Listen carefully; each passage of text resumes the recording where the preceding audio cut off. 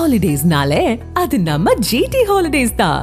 GT holidays, South India's #1 travel brand. You know you are special when you're with GT Holidays. Amit Shah தன்னை 148 கோடி மக்களின் பிரதிநிதியாக நினைத்துக் கொண்டு நெல்லையில் ஜோசியம் சொல்லிவிட்டு சென்றுள்ளதாக காங்கிரஸ் கட்சியின் மாநில தலைவர் செல்வ பெருந்தகை தெரிவித்துள்ளார்.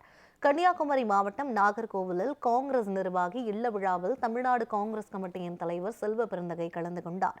பின்னர் செய்தியாளர்களுக்கு பேட்டியளித்த அவர், தமிழக வெற்றி கழகம் மாநாட்டில் முதல்வரை அங்கிள் என விஜய் கூறியதை தவிர்த்திருக்கலாம் என தெரிவித்தார்.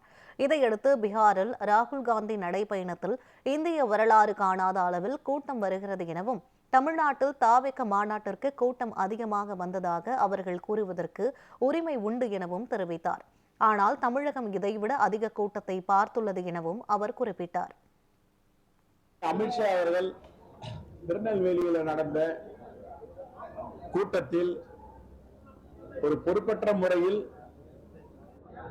அவரே எல்லா அதிகாரிகளையும் எடுத்துக்கொண்டு அவர்தான் 148 கோடி மக்களுடைய பிரதிநிதியாக கருதி கொண்டு யார் பிரதமராக முடியும், யார் முதலமைச்சராக முடியும் என்பதை பற்றி எல்லாம் ஜோசியம் சொல்லிவிட்டு போயிருக்கிறார். இந்த ஜோசியம் RSS பாஜகவுக்கு வேண்டுமானால் எடுபடலாம். ஆனால் மக்கள் சக்தி முன்பு இது எடுபடாது. மக்கள் சக்தி தான் தீர்மானிப்பார்கள் யார் பிரதமர், யார் முதலமைச்சர் என்று. அவருடைய பயம், அவருடைய அச்சம், அதை நேற்றுக்கு வெளிப்படுத்தியிருக்கிறார். தலைவர் ராகுல் காந்தி அவர்கள் பிரதமராக போகிறார் என்பதை ஒப்புக்கொண்டுடைய மறு பதிப்பு தான் அந்த பிதட்டல். அவர் பிரதமராகவே முடியாது என்று. அமித்ஷா ஒருவரால் இல்லது RSS பிஜேபியால் தடுத்து நிறுத்த முடியாது.